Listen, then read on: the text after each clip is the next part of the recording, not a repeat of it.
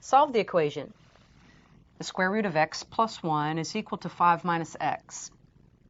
In order to solve this equation, we need to eliminate our radical sign, and we're going to do that by squaring both sides of this equation. So we'll take that left-hand side, the square root of x plus 1. We'll square it.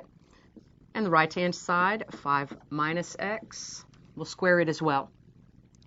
As we square this radical term, the radical disappears, leaving us with x plus 1. On the right-hand side, don't forget to FOIL this out. We have a binomial squared, and as we multiply that times itself, we will get a 5 squared, which is 25, minus 2 times 5 times x, that's a minus 10x, and a plus x squared. This leaves us with a quadratic equation. Let's put that in standard form, bringing everything to one side, setting it equal to 0 on the other side. I'm going to move that x squared term out to the front. Let's subtract x from both sides. Negative 10x minus x is a minus 11x. Subtracting 1 from both sides, 25 minus that 1 gives a 24.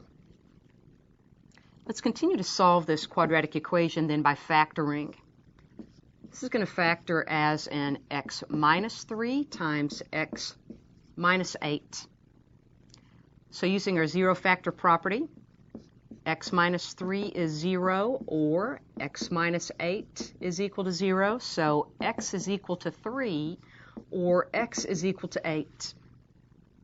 Now, as we square both sides of an equation, as we had to do in this example, we can sometimes produce a false solution, an extraneous root. So we need to go ahead and check both of these possible solutions. Let's check that value, x equal 3. Remember to go into the original equation, which was x, the square root of x plus 1 is equal to 5 minus x. Let's substitute 3 in for x. So is the square root of 3 plus 1 equal to 5 minus 3. That's the square root of 4, or 2. Is that equal to 2? Yes, that's true. That is indeed a solution. Let's check x equal 8.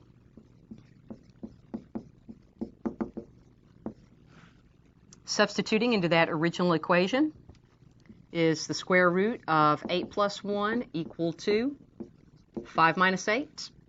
In other words, is the square root of 9, 3, equal to a negative 3? No, that's false. There we have an extraneous solution.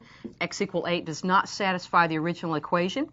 We just have one solution. Let's summarize by saying the solution set